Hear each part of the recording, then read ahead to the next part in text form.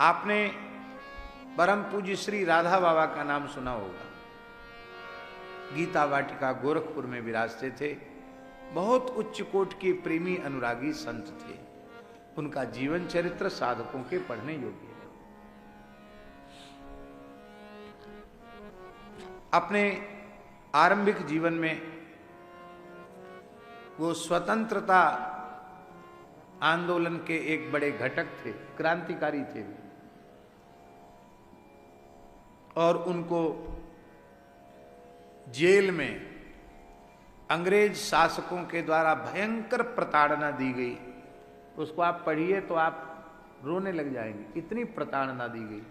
एक बार तो वो इतने दुखी हो गए राधा बाबा कि वो प्रार्थना करने लगे कि प्रभु या तो मृत्यु हो जाए, अब सहन क्षमता से बाहर हो गया, मैं इस यातना को अब सह नहीं सकता। बेतों से पिटाई करके गरम गरम पानी ऊपर से उड़ेला जाता था और वे अंग्रेज सिपाही जूता पहनकर कूद जाते थे छाती के ऊपर, बेहोश हो जाते थे। तो इतने दुखी हो गए कि भगवान की शरण ग्रहण की। महाराज जी, आर्त भाव से भगवान को पुकारने की क्या महिमा है। साक्षात भगवान शिव पार्वती उनके सामने प्रकट हो जेल में, और भगवान ने प्रकट होकर के कहा सन्यास ले लो, दुख रहित हो जाओ। उन्होंने सन्यास ग्रहण किया। लेकिन सन्यास लेने के बाद भी अंग्रेजों के प्रति उनकी इतनी वैमनस्यता थी। और उस समय अंग्रेजी शासन था, सन्यासी तो हो गए थे, पर किसी गोरे अंग्रेज को देखते ही वो उनको सब स्मृति में आ जाता था और वो जलने भूनने लग जाते थे। तब समदर्शित्व का अभ्यास करने के लिए वे कलकत्ता में गंगा किनारे भिखारियों की पंक्ति में बैठते कि भिखारियों को देखकर अंग्रेज उनकी ओर बड़ी घूर कर देखते थे, उपेक्षा करते थे, तिरस्कार भी करते थे। धीरे धीरे धीरे धीरे यह अभ्यास करने के लिए जो भी सामने आवे सम्मान करे, अपमान करे, नारायण कहकर हम मनी मन उसको प्रणाम करेंगे और ये अनुभव करेंगे इस रूप में भगवान ही मेरे सामने आए। और एक अंग्रेज सिपाही आया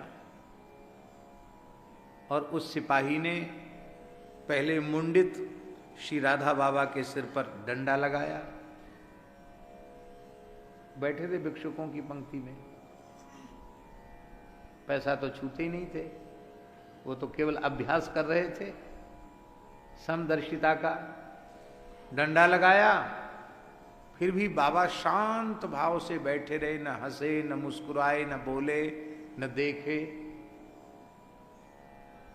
और छिड़ गया कि ये कुछ प्रतिक्रिया भी व्यक्त नहीं कर रहा है, तो उसने उनके मस्तक पर थूक दिया, खखार करके थूक दिया। अब वह म्लेच्छ एक विप्र कुलोत्पन्न चतुर्थाश्रमी महात्मा के मस्तक पर, खोपड़ी पर थूके, कौन सहन कर सकता है। पर बाबा ने मन ही मन मुस्कुरा कर कहा प्रभु अब यह आपका दास क्रोध करने वाला नहीं है, चाहे काले बन के आओ और चाहे गोरे बन के आओ, फूल बरसाओ या डंडा बरसाओ या गंगा जल चढ़ाओ या कफ से अभिषेक करो, मैं अब क्रोध करने वाला नहीं हूं, क्योंकि सर्वगत सर्वरूप सर्वमय आप ही हो, आपके अतिरिक्त और कोई दूसरा तत्व नहीं है। ये बात भीतर से आई और उस अंग्रेज के प्रति उनके मन में द्वेष और घृणा उत्पन्न नहीं हुआ। अपने को तोल लिया और उसके बाद गंगा स्नान करके फिर चले गए। फिर वहां बैठने की आवश्यकता नहीं रहेगी। समचित्ता उसको कहते हैं। यदि भगवत दृष्टि नहीं होगी तो चित्त किसी न किसी घटना का स्मरण करके द्वेष से पूरित हो जाएगा। जितने अंश में हमने किसी के भी प्रति द्वेष किया, उतने अंश में हम भगवत प्रेम से वंचित रह जाएंगे। इसलिए निज प्रभुमय देखहीं जगत यही सन करहीं विरोध।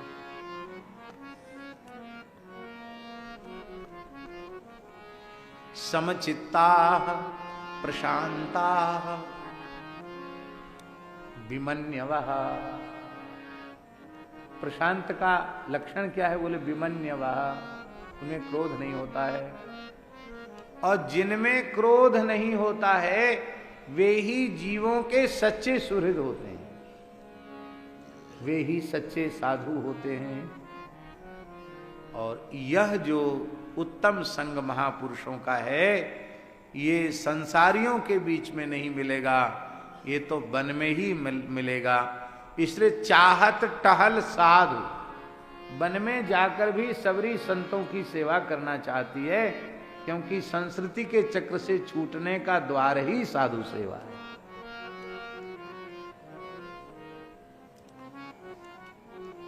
यद्यपि परम श्रद्धे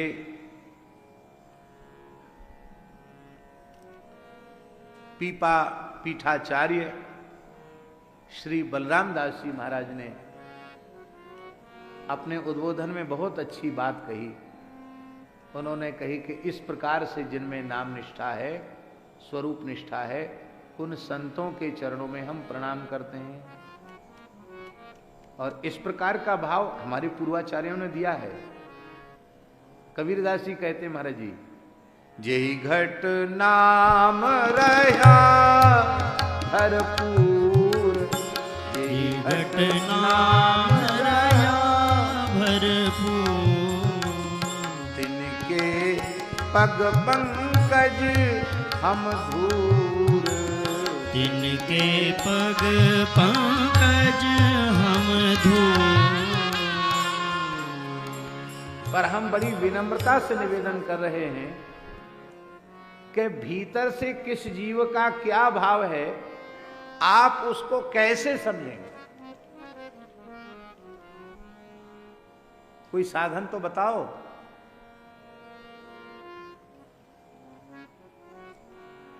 हम असली नहीं हैं, सच्चाई हमारे जीवन में नहीं है, लेकिन हम मान बढ़ाई पद प्रतिष्ठा चाहेंगे तो सच्चाई जीवन में न होते हुए भी इस प्रकार का अभिनय करेंगे कि आप हमको परम साधु मानेंगे।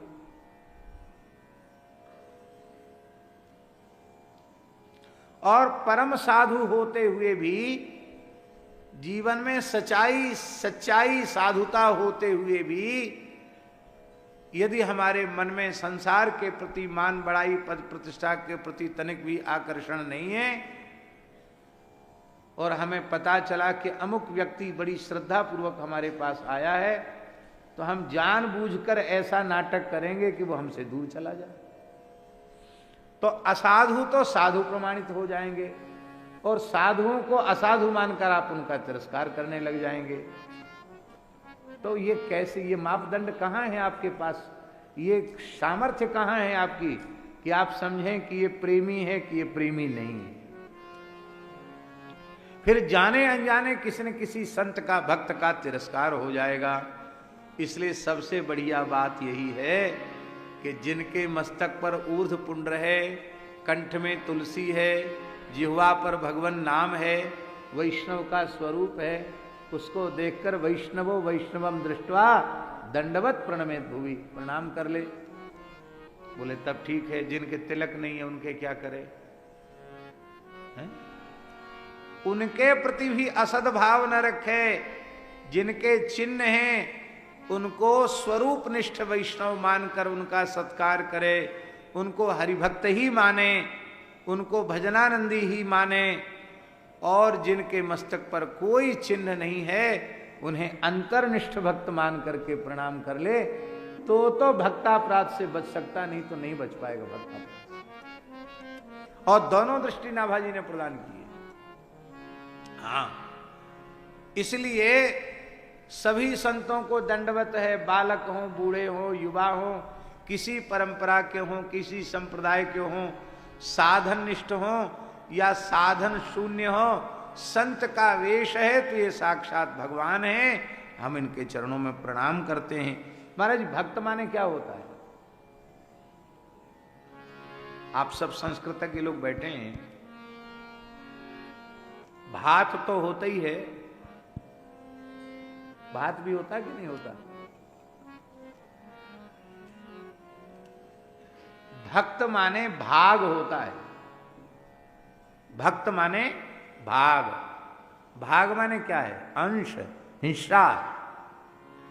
तो ममई वांशो जीव लोके जीवभूत सनातन, यह जीव और प्रकृति दोनों भगवान का अंश हैं कि नहीं? तो सब भक्त ही हैं। इस व्यापक सिद्धांत को हम स्वीकार करें कि भगवान के सब भक्त हैं, इस दीनहीन दास को छोड़कर सब भक्त हैं। हमारा हृदय बड़ा मलिन है, बड़ा कुटिल है, हमारे भीतर भक्ति नहीं है और सबके भीतर भक्ति है। तो नहीं भक्ति होगी तो भी भक्ति प्रकट हो जाएगी। इसलिए साधु सेवा में हम पहले जांच पड़ताल करें कि ये संत हैं कि नहीं, भजनानंदी हैं कि नहीं, तब हम कहें कि आओ महाराज पंगत कर लो, ये साधु सेवा नहीं। सबके लिए द्वार खुले। हाँ, संग करना हो, साधन में प्रगति करनी हो तो इष्ट मिले मन मत मिले, मिले भजन रस रीति। इष्ट मिल जाए, मन मिल जाए, मत मिल जाए, भजन की परिपाटी मिल जाए तो फिर उसका संग करो, उसके संग से आपके साधन में वृद्धि होगी। लेकिन समर्पित भाव से सेवा प्रत्येक वैष्णव की करनी चाहिए। इनमें ही बड़े बड़े प्रेमी ऊंचे रसिक संत होते हैं। अप्रसिद्ध लोगों में एक से एक महापुरुष होते हैं। प्रसिद्धों में भले ही कुछ न हो, पर अप्रसिद्धों में बहुत बड़े बड़े महापुरुष होते हैं। इस बात को सब लोग नहीं जान सकते हैं, क्योंकि वे महात्मा कृपा करके जना देवें, वो जान सकता है। श्री सुदामा कुटी के सामने तो अपने इस समय मलुक पीठ का कार्यालय है, जमुना मंदिर वाला पीपल, उसके नीचे एक पागल महाराज जी रहता था। और वो मोहल्ला ही ऐसा है, भगवान की पता नहीं क्या, एक न एक पागल हमेशा रहता है। हम तो 1981 से देख रहे हैं, 2025 चल रहा है, 1981 से 2025 चल रहा महाराज जी, उस मोहल्ले में कोई ना कोई पागल रहता ही है। अभी भी एक अवधूत पड़ा रहता है। कभी साड़ी पहन लेगा, कभी लहंगा पहन लेगा, कभी कहाँ से कपड़ा उठा लाएगा, वहीं पड़ा रहता है, मलुक पीठ में खा लेता है। और कभी कुछ खाने पीने के लिए पैसा भी मांगना होगा तो ऐसे नहीं मांगता जैसे भिखारी, 100 रुपये लाओ, 100 रुपये। क्या करोगे? मिठाई खाएंगे। मांगता भी तो अधिकार पूर्वक मांगता है। तो उस समय भी एक कोई पागल वहां था। दास सुदामा कुटी में ही निवास करता था उस समय की बात। तो श्री सुदामा कुटी में नित्य सत्संग होता, आज भी वो परंपरा चल रही है। और उसकी व्यवस्था पूज्य गुरुदेव भक्तमाली जी ही करते थे। वही नियुक्त करते थे कि अब कौन कथा कहेगा। तो कोई ना कोई संत आते रहते थे और महाराज जी उनको कहते तुम कथा कहो। वो विभाग महाराज जी का था। तो जब कोई साधु कथा कहने वाला नहीं रह जाता, तब हमको कहा जाता था, महाराज जी कहते पंडित जी अब कोई खाली है तो अब तुम कुछ सुना दो। हम विद्यार्थी थे, पर महाराज जी की आज्ञा थी, इसलिए विद्यार्थी होने पर भी हमको अवसर मिल जाता था, हम कुछ सुना देते, सुना दिया करते थे। तो वो पागल वहीं रहता था। ये बात सन 90 से पहले की होगी। नख वख बड़े बड़े उसके ऐसे ही इतने। हाँ, एक उसमें विशेष बात थी, कोई पैसा चढ़ा जाए, चढ़ाने वाला चढ़ा गया, उठाने वाला उठा ले गया। उसको कोई क्या चढ़ा गया, कौन उठा ले गया। कपड़े भी कोई उड़ा गया, ठंड में रात में कंबल, और सवेरे कोई उठा ले गया तो उठाने वाले से भी कोई इतराज नहीं, बोलता किसी से कुछ नहीं। वहीं जो कुछ मिल जाए कोई साधु दे दे तो खा ले, और वो खाते खाते सुअर खींच के ले गया तो भी उसको कोई घृणा नहीं, कुत्ता खींच के ले जाए हाथ से तो भी उसको कोई घृणा नहीं। हम उसको देखते रहते थे। तो सुदामा कुटी में महाराज जी श्री करमेती बाई का चरित्र हो रहा था, और उस दिन माइक खराब हो गया। माइक तो माइक है ही है माइक, माइक वस्तु कब धोखा दे जाए कोई पता नहीं। तो माइक धोखा दे गया, वो बाहर आवाज नहीं जा रही थी, भीतर बैठे हुए लोगों को तो समझ में आ रहा था। तो वो जो पागल जो थे महाराज जी वहां जो बैठे रहते थे, वो आराम से आकर के हॉल के बाहर, जगमोहन के बाहर बैठ गए, जंगला के पास, बिल्कुल जैसे इधर व्यासपीठ है उधर जंगला है, उसके पास बैठ गए। और जब हम कुछ कह रहे थे तो उनके अश्रुधार बह रही थी। तब हमारी समझ में आया कि ये पागल सामान्य व्यक्ति नहीं है, क्योंकि यदि पागल होता तो माइक खराब हो गया तो कथा सुनने यहां तक आए, तो कथा सुनने क्यों आता? वो कथा सुन रहा है और कथा श्रवण में भाव की जागृति हो रही है, अश्रुधारा बह रही है, इसका मतलब वो बहुत प्रेमी है। तो हमारा भाव परिवर्तन हुआ, और जब भाव परिवर्तन हुआ तो हम वहां से आते जाते हुए उसको मन ही मन नमस्कार कर लेते थे। एक दिन खाक चौक से आ रहे थे, पूष का महीना था, भयंकर ठंड थी, शीतलहरी चल रही थी, खूब कोहरा, इतना कोहरा कि लाइट भी एकदम कम चमक रही थी। और इतनी भयंकर ठंड में उसी पीपल के नीचे वह ऐसे बैठा था, घुटनों में सिर लगाए हुए, एक ऐसी पुराना सा एक फटा सा कंबल ओढ़ के घुटनों में सिर लगाए वहां बैठा था पीपल के नीचे। तो हमारे मन में आया कि बिल्कुल सर्वथा एकांत है, इससे आज कुछ बातचीत करना चाहिए, बोलता है कि नहीं बोलता है। तो हम उसके सामने गए, श्री सीताराम, श्री सीताराम, श्री सीताराम, ऐसे देखा तो उसने सिर झुका के प्रणाम किया, हमें प्रणाम किया। तो हमको लगा कि ये पहचान तो गए कि ये कथा सुनाने वाला यही है। तो हमने उनसे पूछा कि भैया आप कहां से आए? तो कई सालों से वहां था, आप कहां से आए? तो वो बोले फर्रुखाबाद से।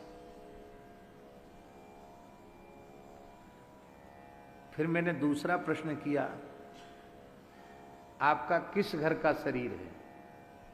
तो बोला कान्यकुब्ज विप्रकुल का। ब्राह्मण भी कान्यकुब्ज है, लोग कहते कान्यकुब्जा द्विजा श्रेष्ठा। तो हमने कहा कुछ पढ़े लिखे हो? बोला एमएससी करके आया हूं। अब हम तो एमएससी पढ़े नहीं, तो हम कैसे जाने एमएससी माने क्या होता है? ये नवनीत प्री जी जानते होंगे क्या होता है एमएससी। जो भी होता हो, ऊंची पढ़ाई का नाम एमएससी, ऐसा समझो। बोला एमएससी करके आया हूं। तो मैंने उनसे पूछा कि ऐसे क्यों रहते हैं आप?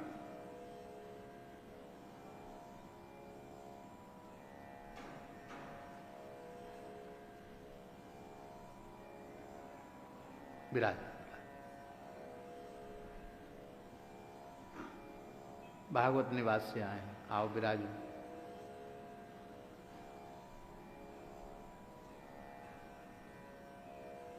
तो हमने कहा इस तरह से आप क्यों रहते हैं? आप बढ़िया से रहिए, ब्राह्मण हैं, पढ़े लिखे हैं। तो इतना सुनते ही वो रोने लगा और बोला कन्हैया से मिलने के लिए। क्या कहा? कन्हैया से मिलने के लिए। तो हमने कहा इस तरह से रहने से कन्हैया मिल गए क्या? तो अत्यंत विश्वास पूर्वक स्वीकार किया, हां मिल गए। तो हमने पूछा कैसे मिले, स्वप्न में मिले कि ध्यान में मिले? तो उन्होंने उत्तर दिया जैसे आप आकर हमसे मिले हैं ऐसे मिले।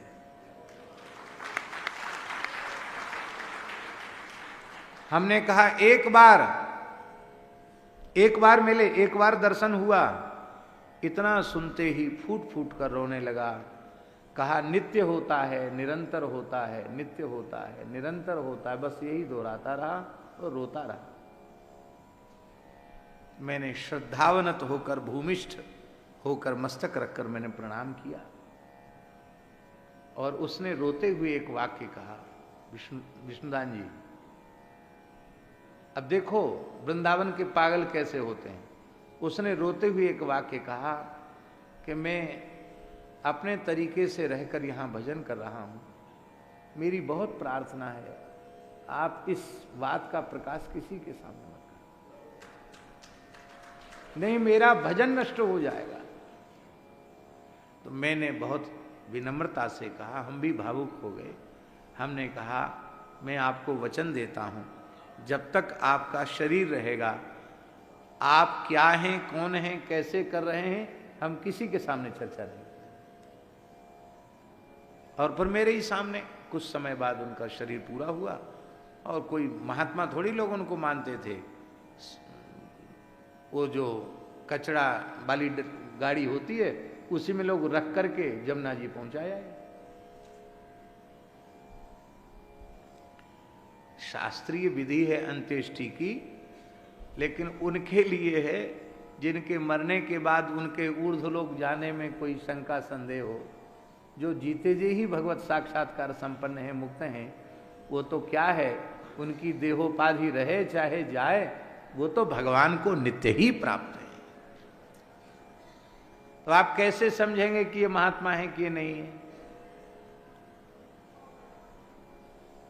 इसलिए महाराज जी जीव मात्र को भगवत भक्त मानकर सेवा करना ये सबसे उदार सिद्धांत है, किसी का इसमें कोई विरोध नहीं है। हाँ क्या कहना।